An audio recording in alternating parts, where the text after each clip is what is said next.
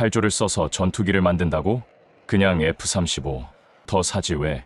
2015년 한국이 KF-21 개발을 발표했을 때 전 세계 군사 전문가들의 반응이었습니다. 안녕하세요.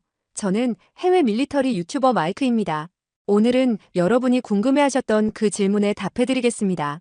구독, 좋아요, 응원 댓글 남겨주세요. 당시 상황을 보면 정말 말이 안 됐어요. 미국은 이미 F-35라는 완성된 5세대 스텔스 전투기를 팔고 있었고 한국도 40대를 주문한 상태였습니다. 그런데 갑자기 8조 원이라는 천문학적 돈을 들여서 처음부터 전투기를 만들겠다고 나선 거죠. 하지만 한국은 단순한 비행기를 만들고 있지 않았습니다. 핵심은 종속성이었어요. F-35를 사면 분명 좋은 전투기를 얻습니다. 하지만 그 순간부터 미국의 허락 없이는 아무것도 할 수 없게 됩니다. 무장을 바꾸고 싶다. 미국 승인 필요. 소프트웨어를 업그레이드하고 싶다. 미국이 해줄 때까지 기다려야 합니다. 심지어 정비 부품까지도 미국 통제하에 있죠. 한국이 경험했던 일들을 보면 더 명확해집니다. KF-16 전투기의 경우 한국이 원하는 무장을 장착하려면 매번 미국의 승인을 받아야 했어요. 때로는 몇 년씩 걸리기도 했습니다. 이게 정말 내 전투기라고 할 수 있을까요? 더 심각한 문제는 기술 종속이었습니다. 전투기는 한 번 사면 3, 40년을 써야 하는 무기체계입니다. 그동안 계속 업그레이드하고 개량해야 하는데 핵심 기술이 없으면 평생 남의 손에 의존해야 합니다. 한국의 군사 전략가들은 이걸 기술적 식민지라고 불렀어요. 실제로 한국이 겪었던 사례가 있습니다. 2010년 천안함 사건 이후 한국이 대북 감시 능력 강화를 위해 전투기에 특수 센서를 장착하려고 했는데 미국이 기술 보안을 이유로 거부한 적이 있거든요. 자국의 안보 위기 상황인데도 말이죠. 그래서 한국은 결단을 내렸습니다. 우리 손으로 만들자고. 물론 위험 부담이 컸어요. 실패할 가능성도 있었고 비용도 더 많이 들 수 있었습니다. 하지만 성공하면 얻는 것이 훨씬 컸죠. 기술 주권, 산업 생태계, 수출 가능성까지 모든 것을 얻을 수 있었으니까요. 그런데 주변국들의 반응이 심상치 않았습니다. 일본은 한국의 전투기 개발 소식을 듣고 즉시 F-35 추가 도입 계획을 발표했어요. 중국은 한반도 군사균형을 깨뜨리는 행위라며 공식 우려를 표명했습니다. 심지어 러시아까지 동북아 군비 경쟁을 부추긴다며 비판 성명을 냈죠. 왜 이렇게 민감하게 반응했을까요? 단순한 전투기 하나 때문에? 아니었습니다. 한국이 성공하면 아시아 지역의 군사기술 판도가 완전히 바뀔 수 있다는 걸 알았던 거예요. 특히 일본의 반응이 흥미로웠어요. 일본은 이미 F-2 전투기를 만든 경험이 있지만 핵심 기술은 여전히 미국 의존이었거든요. 한국이 정말로 독자적인 전투기를 만들어낸다면 동북아에서 일본의 기술적 우위가 흔들릴 수 있었던 거죠. 하지만 한국은 흔들리지 않았습니다. 2015년 12월 KF-21 보람의 체계 개발 사업이 공식 시작되었어요. 그 순간부터 한국은 되돌릴 수 없는 길에 들어선 거였죠. 성공하든 실패하든 이제 끝까지 가봐야 했습니다. 그리고 지금 2025년 현재 그들의 걱정이 현실이 되어가고 있습니다. 기술 이전? 절대 안 됩니다. 2016년 한국이 F-35 도입 계약을 체결하면서 기대했던 기술 이전 협상이 시작됐을 때 미국의 첫 번째 반응이었습니다. 처음엔 21개 기술을 이전해주겠다고 했는데 막상 뚜껑을 열어보니 정말 중요한 4가지는 빼버린 거예요. A사 레이더, 적외선 탐색 추적 장치, 전자광학 표적 포드, 전파 방해 장비. 이 4가지가 없으면 현대 전투기는 그냥 빠른 비행기일 뿐이에요. 마치 스마트폰에서 CPU, 카메라, 배터리, 안테나를 빼고 나머지는 다 줄게라고 하는 것과 똑같았습니다. 미국만 그런 게 아니었어요. 이스라엘에 갔더니 우리도 미국 눈치를 봐야 한다며 거절. 유럽 업체들은 아예 한국이 경쟁자가 될까봐 무섭다고 솔직하게 말하더라고요. 그런데 한국 엔지니어들이 정말 미친 일을 벌였습니다. 안 가르쳐주면 우리가 직접 보고 배우자는 거였어요. 말 그대로 산업 스파이가 아니라 기술 역공학을 시작한 겁니다.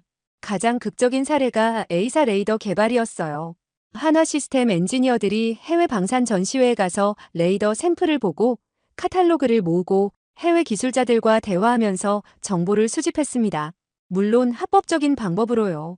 심지어 경쟁사 제품을 구매해서 분해까지 했어요. 이거 어떻게 만들었지?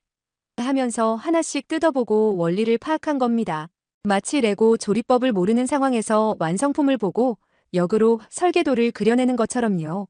사람들은 이스라엘이 기술 전수해 주었다고 하는데 그것이 아니고 그들이 레이더 시험하는 것을 보고 그 원리를 깨우쳐 100% 국산화를 구현했고 하드웨어도 90% 가까이 국산화 근접으로 만들었습니다. 가장 놀라운 건 조종석 개발 과정이었습니다. 기존 전투기들은 아날로그 계기판이 수십 개씩 있었는데 KF-21은 처음부터 대형 터치스크린으로 설계했어요. 그런데 이게 말처럼 쉽지 않았습니다. 전투기 조종석에서 터치스크린을 쓰려면 해결해야 할 문제가 산더미였어요. 지포스에서도 작동해야 하고 장갑 낀 손으로도 터치가 되어야 하고 진동과 충격에도 견뎌야 했습니다. 그래서 한국 개발진들이 한 일이 뭐냐면 전 세계 최신 전투기 조종석 사진을 수집해서 벽에 붙여놓고 분석을 시작한 거예요. F-35, 라팔, 유로파이터, 그리펜 할 수 있는 모든 기종의 조종석을 연구했습니다. 그리고 시뮬레이터에 육군 장군을 태웠습니다. 이게 정말 기가 막힌 아이디어였어요. 공군 조종사들은 기존 시스템에 익숙해져 있어서 이전 것이 더 편하다고 할 수 있잖아요. 그래서 아예 비행 경험이 없는 육군 장성을 시뮬레이터에 태워서 직관성을 테스트한 겁니다. 장군님, 이 화면에서 적기를 찾아보세요. 이 버튼으로 미사일을 발사해보세요. 결과는 놀라웠어요. 기존 전투기 조종법을 모르는 사람이 오히려 더 빨리 시스템을 이해했습니다. 그때 개발진들이 확신했죠. 우리가 만든 게 정말 차세대구나. 하지만 정말 무서운 건 따로 있었습니다. 시뮬레이터 테스트 과정에서 육군 장군이 공대공 전투까지 성공적으로 수행하는 걸 본 순간 해외 참관단들의 표정이 변했어요. 저들이 정말로 만들 수 있구나라는 걸 깨달은 거였죠. 그전까지는 한국이 전투기를 만든다고 기술도 없으면서 라고 반응했는데 이때부터 분위기가 완전히 바뀌었습니다. 갑자기 한국과 기술 협력을 하겠다는 나라들이 줄을 서기 시작했어요. 특히 놀란 건 일본이었어요. 일본은 F2 전투기를 만들 때도 미국의 도움 없이는 제대로 된 항전 시스템을 만들지 못했거든요. 그런데 한국이 완전 독자적으로 이런 시스템을 개발하는 걸 보고 충격을 받은 거죠. 그런데 이 조종석에 숨겨진 게 하나 더 있었습니다. 겉으로 보기엔 그냥 깔끔한 터치스크린 2개와 몇 개의 스위치만 있는 것 같지만 실제로는 조종사의 뇌파까지 분석할 수 있는 시스템이 들어있어요. 스트레스 수준, 집중도, 피로도를 실시간으로 모니터링해서 위험 상황을 미리 경고하는 거죠. 이건 F-35에도 없는 기능이에요. 한국이 IT 강국이라는 장점을 최대한 활용한 결과였습니다. 더 놀라운 건 이 모든 기술을 한국이 2년 만에 자체 개발해냈다는 거예요. 미국이 10년은 걸릴 것이라고 예상했던 기술들을 말이죠. 그 결과 2018년 중요 설계 검토에서 한국은 증명해냈습니다. 390개의 기술 데이터를 검토한 결과 KF-21이 공군 요구사항에 완벽히 부합한다는 결론이 나왔어요. 이제 누구도 한국이 정말 만들 수 있을까? 라고 의심하지 않게 됐습니다. 이거 정말 전투기 조종석이에요? 2025년 2월 이영수 공군 참모총장이 KF-21 4호기에 직접 탑승했을 때 첫 번째로 한 말입니다. 그도 그럴 것이 KF-21 조종석은 거의 에어본 테슬라 수준이거든요. 기존 전투기들을 생각해보세요. F-16 조종석에는 아날로그 계기판이 수십 개씩 있어요. 조종사들이 농담으로 크리스마스 트리 같다고 할 정도로 버튼과 스위치가 빼곡합니다. 그런데 KF-21은 완전히 달라요. 2개의 대형 터치스크린이 전부입니다. 10인치급 메인 디스플레이 2개가 조종석을 지배하고 있어요. 마치 테슬라 모델 S 내부처럼 깔끔하고 미래적입니다. 하지만 여기서 끝이 아니에요. 가장 놀라운 건 이 터치스크린이 조종사 취향에 따라 완전히 바뀐다는 거예요. 어떤 조종사는 레이더 화면을 크게 보고 싶어 하고 어떤 조종사는 지도를 크게 보고 싶어 하잖아요. KF-21은 이런 개인 설정을 모두 저장해뒀다가 조종사가 바뀔 때마다 자동으로 맞춤 설정을 불러옵니다. 장갑 낀 손으로도 정말 작동되나요? 이게 가장 많이 받는 질문이에요. 전투기 조종사들은 압력 슈트에 두꺼운 장갑을 끼고 비행하거든요. 일반 터치스크린으로는 절대 불가능한 환경이죠. 그래서 한국 개발진들이 개발한 게 압력 감지 터치 시스템이에요. 단순히 터치만 인식하는 게 아니라 압력의 세기까지 구분합니다. 살짝 터치하면 정보 확인, 세게 누르면 명령 실행. 마치 아이폰의 3D 터치 같은 원리죠. 더 놀라운 건 진동과 지포스 상황에서도 완벽하게 작동한다는 거예요. 굳이 상황에서도 조종사가 정확하게 터치할 수 있도록 손떨림 보정 기능까지 들어있습니다. 그런데 이 시스템의 두뇌가 정말 무섭습니다. KF-21의 신호 처리 컴퓨터는 총 25테라플롭스의 처리 성능을 자랑해요. 이게 얼마나 대단한지 아세요? F-35에 탑재된 머큐리사 제품이 17테라플롭스인데 KF-21이 47%더 빠른 거예요. 이 처리 능력으로 뭘 할까요? 동시에 20개 이상의 목표물을 추적하고 실시간으로 위협을 분석하고 최적의 대응 방안을 조종사에게 제시합니다. 마치 조종사 옆에 천재 참모가 앉아 있는 것 같아요. 이거 정말 4.5세대 전투기 맞나요? 실제로 KF-21을 본 해외 전문가들이 하는 말이에요. 겉으로 보기엔 스텔스 성능이 F-35보다 떨어진다고 하지만 조종성만 보면 오히려 더 진보된 것 같다는 거죠. 특히 인공지능 보조 시스템이 대박이에요. 조종사의 시선 추적, 음성 인식, 심지어 스트레스 수준까지 실시간으로 모니터링합니다. 조종사가 과부하 상태에 빠지면 자동으로 중요한 정보만 화면에 표시해주고 복잡한 정보들은 숨겨버려요. 이건 F-35에도 없는 기능입니다. 한국이 IT 강국이라는 장점을 제대로 살린 거죠. 마침내 실전 테스트에서 그 성능을 입증했습니다. 2025년 2월 시험 비행에서 벌어진 일을 보면 더 놀라워요. KF-21이 드롭 탱크 2개와 IRIS-T 미사일 2발, 미티어 미사일 4발을 장착한 상태로 F-16과 함께 전술 기동을 했는데 무려 1000km를 시속 1000km로 비행했습니다. 이게 얼마나 대단한지 아세요? 한반도 전 지역을 커버하면서도 충분한 작전 시간을 확보할 수 있다는 뜻이에요. 독도든 이어도든 30분 이상 작전할 수 있는 시간적 여유가 생긴 거죠. 더 중요한 건 이 모든 과정에서 조종석 시스템이 완벽하게 작동했다는 거예요. 복잡한 무장 관리부터 항법, 통신까지 모든 걸 터치스크린 2개로 처리했습니다. 그런데 진짜 무서운 건 야간 공중급류였어요. 2025년 3월 KF-21이 야간 공중급류 시험에 성공했는데 이때 조종석의 진가가 드러났습니다. 어둠 속에서 급류기와 정확히 도킹하려면 미리 단위의 정밀 조종이 필요해요. KF-21의 조종석은 이런 상황을 위해 야간 모드로 자동 전환됩니다. 화면 밝기가 자동 조절되고 조종사의 야간 시야를 방해하지 않도록 UI 색상까지 바뀌어요. 마치 스마트폰의 다크 모드 같은 원리죠. 결과는 완벽한 성공이었습니다. 조종사는 기존 전투기보다 훨씬 쉬웠다고 평가했어요. 해외 반응도 폭발적이었습니다. KF-21 조종석 영상이 공개되자 해외 밀리터리 커뮤니티가 난리가 났어요. 이게 정말 한국이 만든 거냐? F-35보다 더 미래적이다. 조종사가 되고 싶어졌다는 댓글들이 쏟아졌습니다. 특히 현직 F-16 조종사들의 반응이 인상적이었어요. 30년 된 아날로그 계기판을 보다가 이걸 보니 정말 충격이다. 은퇴하기 전에 한번 타보고 싶다는 글들이 올라왔거든요. 이제 4.5세대라는 말이 무색할 정도가 되었습니다. 적어도 조종석만큼은 6세대 수준이라고 해도 과언이 아니에요.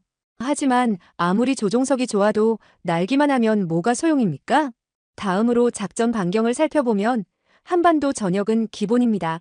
KF-21 설계팀장이 작전 반경 브리핑에서 서울에서 출발해서 베이징 찍고 도쿄 들렀다가 돌아올 수 있습니다 라고 말했을 때 처음엔 농담인 줄 알았는데 계산해보니 정말이더라고요. KF-21의 항속거리는 2000km입니다. 작전 반경으로 치면 850km 정도예요. 이게 얼마나 대단한지 지도로 확인해보면 정말 놀라워요. 한반도를 중심으로 원을 그려보면 850km 반경이면 북쪽으로는 중국 선양까지, 서쪽으로는 베이징 근처까지, 동쪽으로는 일본 오사카까지, 남쪽으로는 대만 북부까지 모두 커버됩니다. 말 그대로 동북아 전체가 KF-21의 작전 범위 안에 들어오는 거죠. 더 중요한 건 이게 편도 거리가 아니라 작전 반경이라는 거예요. 목표 지점에 가서 30분 이상 작전하고도 안전하게 돌아올 수 있는 거리라는 뜻입니다. 기존 F-16과 비교해보면 차이가 극명합니다. F-16의 작전 반경은 550km 정도입니다. 독도까지 가면 10분 정도 작전하고 바로 돌아와야 해요. 연료가 떨어지거든요. 이어도는 아예 갈 수도 없었습니다. 그런데 KF-21은 독도에서 30분, 이어도에서도 충분한 작전 시간을 확보할 수 있어요. 이게 얼마나 중요한지 아세요? 실제 영공 침범 상황에서 30분과 10분의 차이는 작전 성공과 실패를 가르는 결정적 요소거든요. 실제 시나리오를 시뮬레이션 해봤는데 결과가 놀라웠습니다. 첫 번째 상황은 북한 미사일 기지 타격 임무였습니다. 서울 기지에서 출발한 KF-21이 최대 속도 마하 1.8로 평양 북쪽 목표 지점까지 고속 침투한 후 목표를 타격하고 20분간 BDA 폭격 피해 평가를 실시한 다음 안전하게 귀환하는 시나리오였어요. 결과는 놀라웠습니다. 연료 여유분을 15%나 확보한 채로 임무를 완벽하게 수행할 수 있었거든요. 두 번째 상황은 중국 어선의 불법 조업 감시 임무였습니다. 서해안 기지에서 출발해 서해 먼바다 감시구역에서 무려 2시간 동안 채공하면서 중국 해군 함정이 접근할 경우 위협에 대응하고 교대 편대가 도착한 후 귀환하는 시나리오였어요. 이런 장시간 채공을 통한 지속적 감시는 기존 F-16으로는 절대 불가능한 임무였습니다. 가장 놀라운 건 고속 침투 타격 탈출 시나리오였습니다. KF-21은 최대 속도 마하 1.8로 비행할 수 있어요. 이게 얼마나 빠른지 감이 안 오시죠? 서울에서 부산까지 15분 만에 갈 수 있는 속도입니다.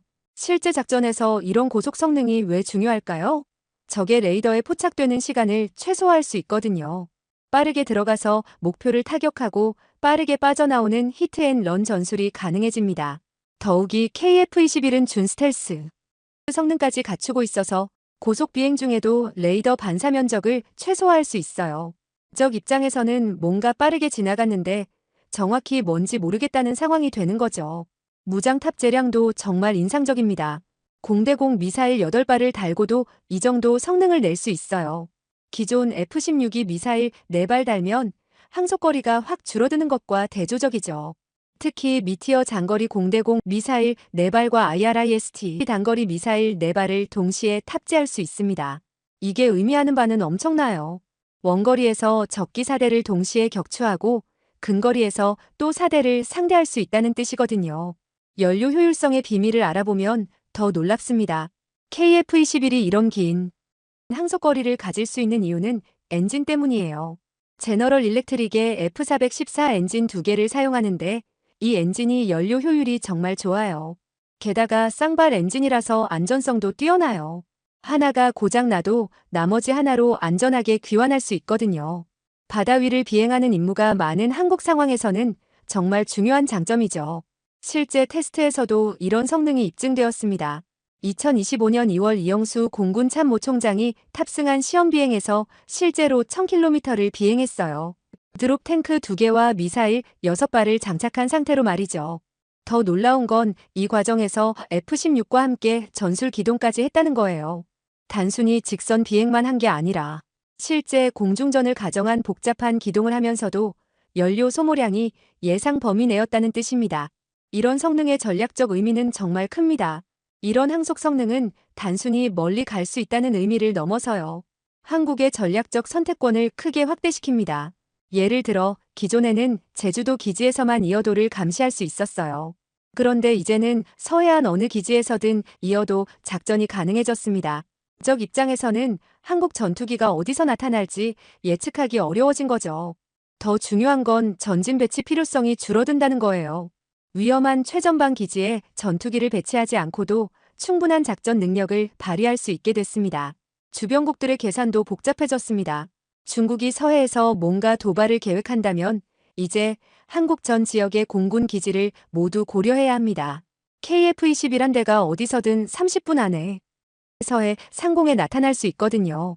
일본도 마찬가지예요. 독도 문제로 긴장이 고조되면 한국 전투기들이 훨씬 여유로운 상태로 장시간 채공할 수 있다는 걸 알고 있어요. 그런데 아무리 멀리 날아도 무장이 없으면 소용없겠죠? 해시태그 공대지 미사일, 폭탄, 스텔스 무장까지 국산화 중 KF-21의 무장고를 처음 본 해외 전문가가 한 말이 있어요. 이거 정말 4.5세대 전투기 맞나요? 5세대보다 더 다양한 무기를 쓸 수 있는데요? 맞는 말이었습니다. KF-21은 태생부터 무장의 다양성을 염두에 두고 설계됐거든요. F-35처럼 스텔스를 위해 내부 무장창에 제한되는 게 아니라 외부에 원하는 만큼 무장을 달 수 있도록 만들어진 거죠. 현재 KF-21이 사용할 수 있는 무장 목록을 보면 정말 놀라워요. 우선 공대공 미사일부터 살펴보면 단거리용 IRIS-T와 장거리용 미티어 미사일을 동시에 운용할 수 있습니다. IRIS-T는 독일에서 개발한 최신형 적외선 유도 미사일이에요. 기존 사이드와인더 미사일보다 훨씬 똑똑해서 발사 후 조종사가 신경 쓸 필요가 없어요. 심지어 어깨 너머로 발사해서 뒤에 있는 적기까지 맞출 수 있거든요. 하지만 진짜 무서운 건 미티어 미사일입니다. 이 미사일의 특별한 점은 덕티드 램제트 엔진을 사용한다는 거예요. 일반 미사일이 발사 후 추력이 계속 떨어지는 것과 달리 미티어는 목표에 도달할 때까지 계속 가속할 수 있어요. 결과적으로 사거리가 미국의 AMRAAM보다 2배 이상 깁니다. 더 놀라운 건 종말 단계에서 급가속해서 적기가 도망갈 틈을 주지 않는다는 거죠. 유럽에서 AMRAAM 킬러라고 부르는 이유가 있어요. 2028년부터는 타우러스급 장거리 미사일도 자체 개발을 완료할 예정입니다. 이게 얼마나 대단한지 아세요? 타우러스는 독일에서 만든 세계 최고 수준의 장거리 정밀 타격 미사일 중 하나거든요. 사거리가 500km가 넘어서 한국에서 발사해도 평양은 물론 중국 동북부까지도 타격할 수 있어요. 게다가 지하 벙커까지 뚫을 수 있는 관통력을 가지고 있어서 북한의 지하 핵시설도 무력화할 수 있습니다. 초음속 공대함 무기 개발도 진행 중이에요. 한국이 해상에서 마주할 수 있는 가장 큰 위협은 중국의 대형 전함들이거든요. 기존 하푼 미사일로는 한계가 있었는데 새로 개발하는 초음속 공대함 미사일은 마하 3 이상의 속도로 날아가서 적함의 방어망을 뚫고 들어갈 수 있어요.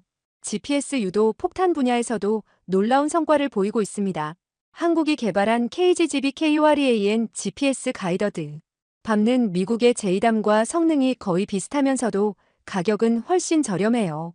더 중요한 건 한국의 필요에 맞게 계속 개선할 수 있다는 거죠. 예를 들어 북한의 이동식 미사일 발사대를 타격하기 위한 특수 탄두라든지 지하시설 파괴를 위한 관통형 탄두 같은 건 미국에서 절대 안 팔아주거든요. 하지만 이제 한국이 직접 만들 수 있게 됐어요. 가장 야심찬 계획은 국산 공대공 미사일 개발입니다. 2035년부터 양산 예정인 이 미사일은 미티어의 덕티드 램제트 기술을 한국식으로 개선한 버전이에요. 한국이 IT 강국인 만큼 인공지능 기반의 표적 인식 시스템을 탑재할 예정입니다. 기존 미사일들이 레이더나 적외선 신호만 추적하는 것과 달리 이 미사일은 카메라로 목표물의 형태까지 식별할 수 있어요. 이게 왜 중요하냐면 전자전 환경에서도 속지 않는다는 거예요. 적이 재밍을 걸어도 저게 진짜 전투기구나 하고 정확히 구분할 수 있다는 뜻이죠. 하지만 여기서 정말 무서운 건 스텔스 무장 계획입니다. KF-21 블록 3부터는 F-35처럼 기체 내부에 무장을 수납할 수 있도록 개조할 예정이에요. 현재 KF-21의 동체 하부를 보면 2개의 반매립식 무장창이 있어요. 지금은 연료 탱크가 들어있지만 이걸 제거하고 내부 무장창으로 바꾸는 거죠. 그러면 미티어 장거리 공대공 미사일 4발이나 정밀 유도폭탄을 기체 내부에 숨길 수 있게 됩니다. 이렇게 되면 KF-21의 레이더 반사 면적이 현재의 절반 이하로 줄어들어요. 4.5세대에서 5세대로 완전히 진화하는 거죠. 더 놀라운 건 이 모든 무장 시스템이 KF-21의 첨단 화력 관제 시스템과 완벽하게 연동된다는 거예요. 조종사가 터치스크린에서 목표물을 터치하면 자동으로 최적의 무장을 선택하고 발사 파라미터를 계산해줍니다. 예를 들어 적 전투기가 50km 거리에 있으면 미티어를 10km 이내로 접근하면 IRIS-T를 추천해주는 식이죠. 심지어 여러 목표가 동시에 나타나면 우선순위까지 자동으로 매겨줘요. 해외 전문가들이 KF-21을 보고 무장의 백화점이라고 부르는 이유가 바로 이거예요. 한 기체로 공대공, 공대지, 공대함 모든 임무를 완벽하게 수행할 수 있거든요. 특히 인상적인 건 무장 호환성이에요.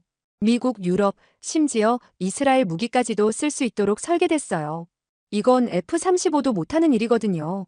F-35는 미국 무기만 쓸 수 있게 제한되어 있으니까요. 앞으로 몇 년 후에는 정말 놀라운 일이 벌어질 거예요. 한국산 전투기가 한국산 미사일을 쏘는 모습을 볼 수 있을 테니까요. 기술 종속에서 완전히 벗어나는 순간이죠. 하지만 아무리 좋은 무장이 있어도 기술이 유출되면 소용없겠죠? USB로 전투기를 훔칠 수 있을까? 2024년 1월 17일 경남 사천에 있는 한국항공우주산업본사에서 충격적인 사건이 벌어졌습니다. 인도네시아 기술자들이 퇴근하면서 보안 검색대를 통과하는데 금속 탐지기가 계속 울리는 거예요. USB가 뭐 이렇게 많아? 보안 요원이 가방을 열어보니 USB 저장 장치가 무려 7개나 들어있었습니다. 그것도 각각 용량이 다른 걸로요. 처음엔 단순한 실수인 줄 알았어요. 하지만 USB 내용을 확인하는 순간 모든 게 바뀌었습니다. 총 20GB가 넘는 자료가 들어있었거든요. 그것도 KF-21 개발과 관련된 온갖 자료들이 말이에요. 설계 도면, 기술 문서, 시험 데이터까지 없는 게 없었습니다. 가장 충격적인 건 그 안에 카티아 자료가 포함되어 있다는 거였어요.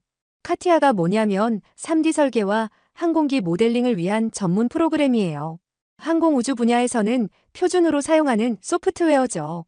이론상 카티아 도면과 설계도가 있으면 해당 물체를 그대로 제작할 수 있어요. 선진국에서 기술을 도입한다는 것도 대부분 이런 도면을 사들이는 거거든요. 즉, 전투기의 핵심 비밀이 담긴 거였죠. 더 심각한 문제가 발견됐습니다. USB에는 미국이 지정한 수출 통제 관련 자료까지 들어있었어요. ELEXPORT 라이선스이라고 하는 건데 미국이 기술 유출과 확산을 방지하기 위해 수출을 통제하는 첨단 기술 목록이에요. KF-21 개발 과정에서 미국은 한국에만 제공한다는 조건으로 기술 지원을 했거든요. 그런데 이게 제3국으로 넘어간다면 미국 입장에서는 기술 이전 협정 위반이 되는 거죠. 한국항공우주산업은 즉시 국정원, 방위사업청, 방첩사에 이 사실을 통보했어요. 인도네시아 기술자들은 출국 금지 조치가 내려졌고 경찰 수사가 시작됐습니다. 수사 과정에서 더 놀라운 사실들이 밝혀졌어요. 이 USB들은 하루아침에 만들어진 게 아니었거든요. 무려 4년에서 5년에 걸쳐서 자료를 수집한 흔적이 발견된 거예요. 더욱이 USB에서 인도네시아어로 작성된 보고서가 4천에서 6천 건이나 발견됐어요. 이게 무슨 의미냐면 단순한 개인적 호기심이 아니라 조직적이고 계획적으로 이루어진 일이라는 거죠. 가장 의문스러운 건 이 자료들이 어떻게 수집됐느냐는 거였어요. KF-21 제작업체에는 USB 반입이 금지되어 있고 관련 PC의 USB 포트도 모두 막혀 있거든요. 그럼 도대체 어떻게 해? 방산 전문가들은 내부 조력자가 있었을 가능성을 제기했어요. 인도네시아 기술자의 권한으로는 접근할 수 없는 구역의 자료들까지 포함되어 있었거든요. 누군가 한국 직원이 도움을 줬을 수도 있다는 거죠. 하지만 정말 놀라운 반전이 있었습니다. 전문가들의 분석 결과 도면만 갖고는 전투기를 못 만든다는 결론이 나온 거예요. 왜냐고요? 전투기 제작이라는 건 단순히 설계도만으로 되는 게 아니거든요. 그걸 읽을 줄 아는 두뇌와 만들 수 있는 손이 있어야 해요. 수십 년간 축적된 제조 노하우, 품질 관리 시스템, 공급망 네트워크까지 모든 게 필요하죠. 예를 들어 카티아 도면에 이 부품의 허용 오차는 0.01mm라고 적혀 있다고 해봐요. 하지만 실제로 그 정밀도를 달성하려면 어떤 장비를 써야 하고 어떤 온도에서 가공해야 하고 어떤 순서로 조립해야 하는지는 도면에 안 나와 있어요. 더욱이 KF-21의 핵심 기술들은 대부분 한국이 독자 개발한 거예요. A사 레이더, 항전 시스템, 조종석 인터페이스 같은 건 설계도를 봐도 소프트웨어 소스코드가 없으면 의미가 없거든요. 실제로 중국이 러시아에서 수-27 전투기 도면을 얻어서 J-11을 만들었지만 20년이 지나도 아직 러시아 원본 수준에 못 미치고 있어요. 도면이 있어도 이 정도인데 일부 자료만으로는 더욱 불가능하죠. 그렇다면 왜 인도네시아 기술자들이 이런 위험을 감수하면서까지 자료를 가져가려 했을까요? 여러 가지 추측이 나왔어요. 첫 번째는 학습 목적이었을 수도 있어요. 인도네시아는 항공기 제작 경험이 거의 없거든요. 스페인과 공동 개발한 CN-235 수송기 정도가 전부예요. 그러니 전투기 설계가 어떻게 이루어지는지 궁금했을 수도 있죠. 두 번째는 협상 카드로 쓰려 했을 수도 있어요. 인도네시아는 KF-21 개발 분담금 1조 6천억 원 중 대부분을 아직 내지 못하고 있거든요. 이런 상황에서 우리도 기술을 알고 있다는 걸 보여주려 했을 수도 있고요. 세 번째는 자체 개발을 위한 참고 자료였을 수도 있어요. 인도네시아도 언젠가는 독자적인 전투기를 만들고 싶어 하거든요. 그때를 위해 미리 공부해두려 했을 수도 있죠. 하지만 가장 가능성이 높은 건 순수한 호기심이었을 것 같아요. 엔지니어라면 누구나 이게 어떻게 만들어진 걸까? 하는 궁금증이 있잖아요. 평생에 한번 볼까 말까 한 최첨단 전투기 설계도를 눈앞에서 보는데 안 궁금할 수가 없었을 거예요. 결국 2025년 6월 1년 반에 걸친 수사가 마무리됐습니다. 검찰은 인도네시아 기술자 5명 전원에 대해 무혐의 및 기소유예 처분을 내렸어요. 유출된 자료에 중요한 기밀이 포함되어 있지 않다는 결론이었죠. 이 사건을 통해 한 가지 확실해진 건 KF-21의 진짜 무기는 도면이 아니라 기술 주권이라는 거예요. 아무리 설계도를 훔쳐봐도 그걸 실제로 만들 수 있는 능력은 훔칠 수 없거든요. 그렇다면 KF-21이 진짜 무기는 무엇일까요? 스텔스보다 더한 무기 자립성. 레이더에 안 잡히는 것도 중요하지만 더 중요한 건 허락 없이 쓸 수 있는 무기입니다. 한국의 한 공군 장성이 KF-21과 F-35를 비교하면서 한 말이에요. 처음엔 무슨 뜻인지 이해가 안 됐는데 자세히 알아보니 정말 핵심을 찌른 말이더라고요. F-35는 분명 뛰어난 스텔스 전투기예요. 레이더 반사 면적이 골프공만 하다고 하니까 적 입장에서는 거의 보이지 않는 유령 같은 존재죠. 하지만 여기에 치명적인 약점이 하나 있어요.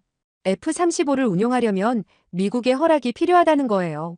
단순히 비행기를 사는 것만으로는 끝이 아니거든요. 작전 계획부터 무장 선택, 소프트웨어 업데이트까지 모든 게 미국 통제 하에 있어요. 예를 들어 한국이 어떤 긴급 상황에서 F-35를 출격시키려고 한다면 우선 미국의 이런 상황인데 F-35 써도 되겠냐고 물어봐야 해요. 미국이 안 된다고 하면 그냥 경납고에 모셔둘 수밖에 없는 거죠. 더 심각한 건 정비 문제예요. F-35는 한국에서 완전한 정비가 불가능해요. 일정 수준 이상의 정비는 반드시 미국이나 미국이 지정한 곳에서 해야 하거든요. 전시 상황에서 F-35가 고장나면 미국까지 보내서 고쳐야 해요. 이게 정말 내 전투기라고 할 수 있을까요? 차라리 빌려 쓰는 거라고 해야 맞겠죠. 반면 KF-21은 완전히 다릅니다. 한국이 원하는 대로 원하는 시기에 원하는 방식으로 쓸 수 있어요. 무장을 바꾸고 싶으면 바꾸고 소프트웨어를 업그레이드하고 싶으면 업그레이드하고 수출하고 싶으면 수출할 수 있어요. 물론 KF-21의 스텔스 성능이 F-35만큼 뛰어나지는 않아요. 하지만 한국은 처음부터 운용 가능한 수준의 스텔스를 목표로 했거든요. 완벽한 스텔스보다는 실용적인 접히 탐성을 추구한 거죠. 실제로 KF-21의 레이더 반사 면적은 FA-18EF 슈퍼 호넷보다 낮아요. 기존 4세대 전투기들과 비교하면 확실히 탐지되기 어려운 수준이죠. 게다가 앞으로 계속 개선할 수 있어요. 스텔스 도료도 한국이 독자 개발했어요. 처음엔 정말 효과가 있을까? 하고 의심하는 사람들이 많았는데 실제 테스트 결과는 놀라웠어요. 기존 전투기 대비 레이더 반사 면적을 60% 이상 줄일 수 있었거든요. 더 중요한 건 이 기술이 계속 발전하고 있다는 거예요. 한국의 화학 기술이 세계 최고 수준이잖아요. 그 기술을 스텔스 도료에 적용하니까 미국 못지않은 성능이 나오더라고요. 내부 무장창 개발도 순조롭게 진행되고 있어요. KF-21 블록 3부터는 동체 하부에 미티어 미사일 4발이나 정밀 유도 폭탄을 내부에 수납할 수 있게 됩니다. 그렇게 되면 레이더 반사 면적이 현재의 절반 이하로 줄어들어요. 컨포멀 안테나나 일체형 경계층 분리기 같은 고급 스텔스 기술들도 단계적으로 적용할 예정이에요. 이런 기술들은 처음엔 미국이 절대 안 된다고 했던 것들이거든요. 하지만 이제 한국이 직접 개발해서 쓸 수 있게 됐어요. 가장 놀라운 건 전자전 능력이에요.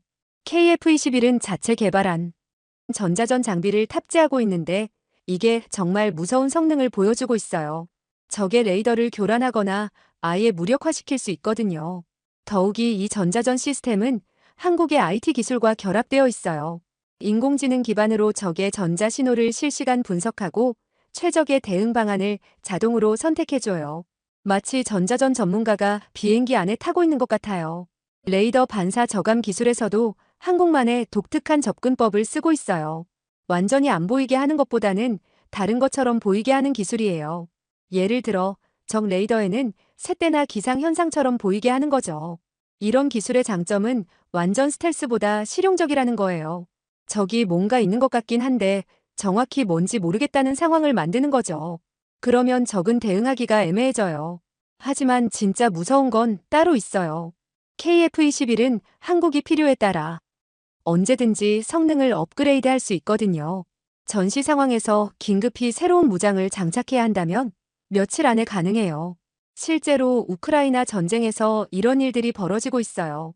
우크라이나가 서방에서 받은 F-16들을 자기들 나름대로 개조해서 쓰려고 하는데 미국이 안 된다고 막고 있거든요.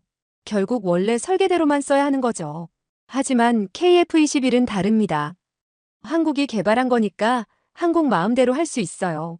새로운 위협이 나타나면 그에 맞는 대응책을 바로 개발해서 적용할 수 있거든요.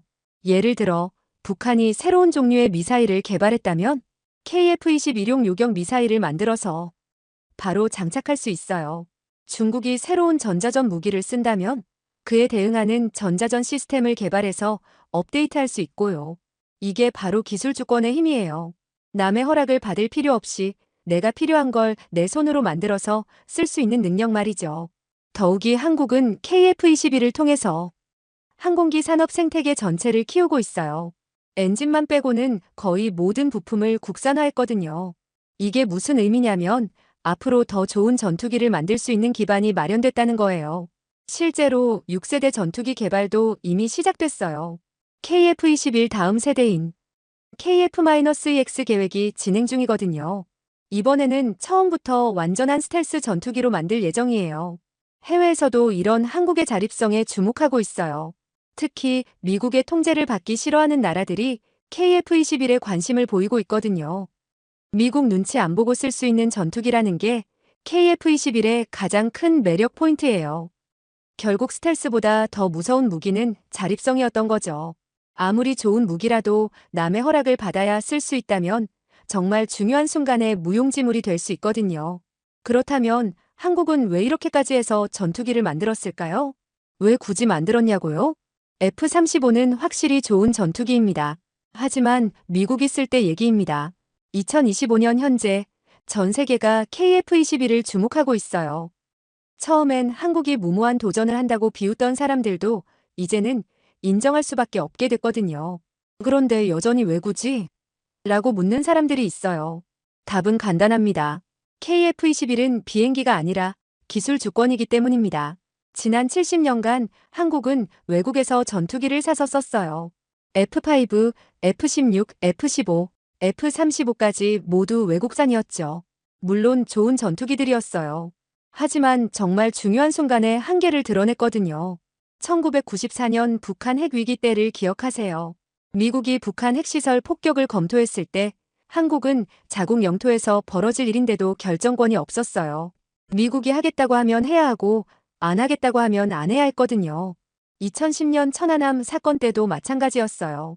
한국이 독자적인 보복 작전을 펼치려고 해도 미국의 승인 없이는 F-15K조차 제대로 쓸 수 없었어요. 자국민이 공격당했는데도 말이죠. 이런 일들이 반복되면서 한국은 깨달았어요. 진짜 주권은 군사력에서 나오고 진짜 군사력은 기술력에서 나온다는 걸 말이죠. 그래서 시작된 게 KF-21이었어요. 단순히 좋은 전투기 하나 더 만들자는 게 아니라 우리 운명을 우리가 결정할 수 있는 능력을 갖자는 거였죠. 10년이 지난 지금 그 결과를 우리는 보고 있어요. 한국이 세계에서 7번째로 초음속 전투기를 독자 개발한 나라가 됐거든요. 미국, 러시아, 중국, 프랑스, 영국, 스웨덴에 이어서 말이죠. 더 놀라운 건 기술 수준이에요. KF-21의 조종석은 F-35보다 더 진보됐다고 평가받고 있어요. 신호 처리 능력은 47% 더 빠르고 무장 호환성은 훨씬 뛰어나죠. 하지만 진짜 성과는 따로 있어요. 한국이 이제 항공기 기술의 모든 분야를 다룰 수 있게 됐다는 거예요. 설계부터 제작, 시험, 양산까지 전 과정을 독자적으로 할 수 있거든요. 이게 무슨 의미인지 아세요? 앞으로 어떤 새로운 위협이 나타나도 한국이 스스로 대응할 수 있다는 뜻이에요. 북한이 새로운 무기를 개발하면 한국도 그에 맞는 무기를 만들 수 있어요. 중국이 압박해오면 한국만의 독특한 해결책을 내놓을 수 있고요. 실제로 벌어지고 있는 일들을 보면 더 명확해져요. 폴란드가 KF-21에 관심을 보이는 이유가 뭘까요? F-35보다 성능이 좋아서? 아니에요. 미국 눈치 안 보고 쓸 수 있어서예요. UAE가 KF-21을 검토하는 이유도 마찬가지예요. 중동의 복잡한 정치 상황에서 미국의 제재나 압력에 휘둘리지 않고 쓸 수 있는 전투기가 필요한 거죠. 필리핀, 태국, 말레이시아 같은 동남아 국가들도 똑같은 이유로 KF-21에 관심을 보이고 있어요. 중국과 미국 사이에서 줄타기를 하는 나라들에게는 제3의 선택지가 필요하거든요. 이런 나라들에게 KF-21은 단순한 무기가 아니에요. 독립의 상징이죠. 우리도 강대국들 눈치 안 보고 우리 길을 갈 수 있다는 희망을 보여주는 거예요. 한국 내에서도 변화가 일어나고 있어요. KF-21 개발 과정에서 수많은 중소기업들이 참여했거든요. 이들이 쌓은 기술력은 KF-21뿐만 아니라 민간 항공기, 드론, 심지어 자동차 산업까지 영향을 미치고 있어요. 삼성, LG, 현대 같은 대기업들도 항공우주 분야에 뛰어들고 있어요. KF-21이 증명해준 거죠. 한국도 이런 고도의 기술 산업에서 경쟁할 수 있다는 걸 말이에요. 교육 분야에서도 변화가 일어나고 있어요. 전국의 공대에서 항공우주공학과 지원자가 급증하고 있거든요.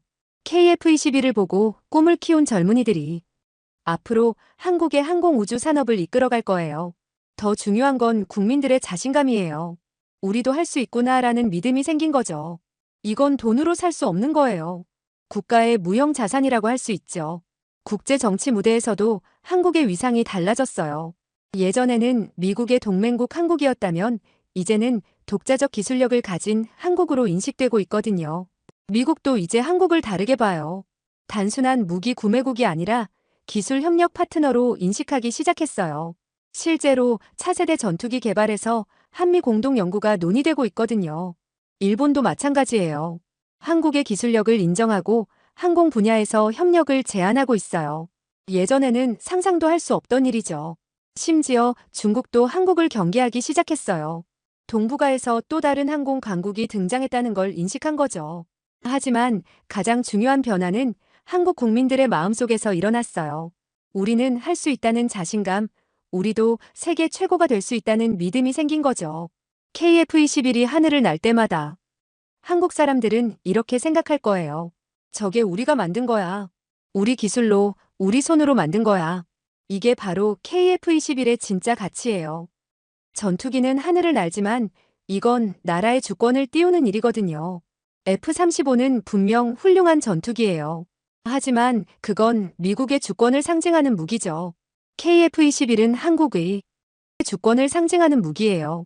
이제 전투기는 단순한 무기가 아니에요. 기술이고 기술은 국력이에요. KF-21이 증명한 건 한국이 이제 진짜 기술 강국이 됐다는 거죠. 앞으로 10년, 20년 후에는 더 놀라운 일들이 벌어질 거예요. KF-21을 발판으로 한국이 6세대 전투기도 만들고 우주항공 산업에서도 선두에 설 수 있을 거예요. 그때가 되면 사람들이 이렇게 말할 거예요. 한국의 도약은 KF-21부터 시작됐다고 말이죠. 결국 왜 굳이 만들었냐는 질문에 대한 답은 이거예요. 전투기를 만든 게 아니라 미래를 만든 거죠. 한국의 진짜 독립을, 진짜 주권을 만든 거예요. F-35는 눈에 안 보이지만 KF-21은 전 세계 레이더에 딱 보이게 떠올랐습니다. 이제 전투기는 기술이고 기술은 국력입니다.